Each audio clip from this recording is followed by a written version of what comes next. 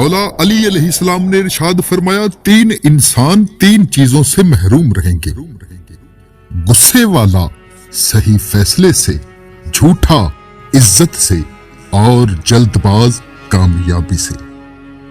مولا علی نے ارشاد فرمایا، مشکلات ہمیشہ بہترین لوگوں کے حصے میں آتی ہیں، کیونکہ وہ بہترین طریقے سے انجام دینے کی صلاحیت رکھتے ہیں۔ مولا علی نے فرمایا، عقل مند ہے وہ شخص جو انجام سوچ کر کام کرے۔ امام علی علیہ السلام نے ارشاد فرمایا، تم سفارش کے ذریعے اپنے مومن بھائی کے ساتھ نیکی اور بھلائی کر سکتے ہو۔